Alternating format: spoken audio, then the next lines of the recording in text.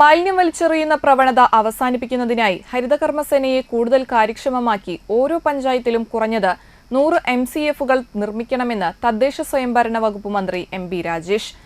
പെരിഞ്ഞനം ഗ്രാമപഞ്ചായത്തിൽ ലൈഫ് പദ്ധതിയിൽ നിർമ്മാണം പൂർത്തീകരിച്ച 262 കുടുംബങ്ങൾക്കുള്ള വീടിന്റെ താക്കോൽദാന ചടങ്ങ് നടത്തി സംസാരിക്കുകയായിരുന്നു മന്ത്രി.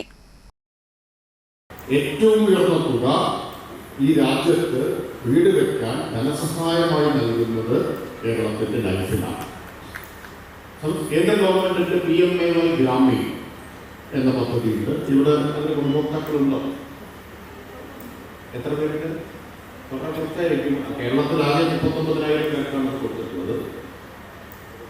അവിടെ 72,000 രൂപയാണ്. ഒരു ഗുണഭോക്താവിന് 72,000 രൂപയാണ്.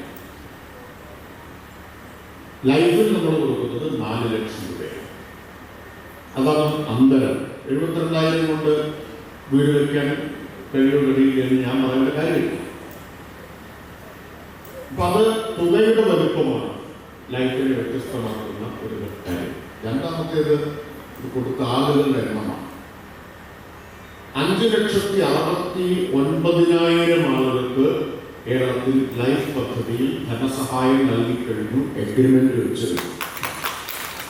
അതിൽ 4,62,000 പേരും വീട് പണി പൂർത്തിയാക്കി കഴിഞ്ഞു.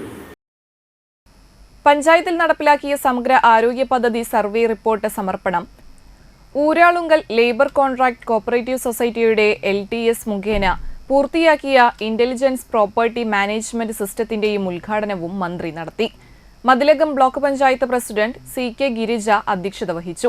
പെരിഞ്ഞനം ഗ്രാമപഞ്ചായത്ത് president Vineeth Mohandas, vice president NK Abdul Nasar, Perinjanam ഗ്രാമപഞ്ചായത്ത് വികസനകാര്യ standing committee chairperson ER Sheela, ക്ഷേമകാര്യ standing committee chairperson Sayida Mukthukoya Thangal, ആരോഗ്യ വിദ്യാഭ്യാസ standing committee chairperson Hemalatha Rajukuttan, panchayat secretary PV Shabu, block panchayat അംഗങ്ങൾ, ഗ്രാമപഞ്ചായത്ത് അംഗങ്ങൾ, രാഷ്ട്രീയ കക്ഷി നേതാക്കൾ, കുടുംബശ്രീ അംഗങ്ങൾ, നാട്ടുകാർ എന്നിവർ പങ്കെടുത്തു.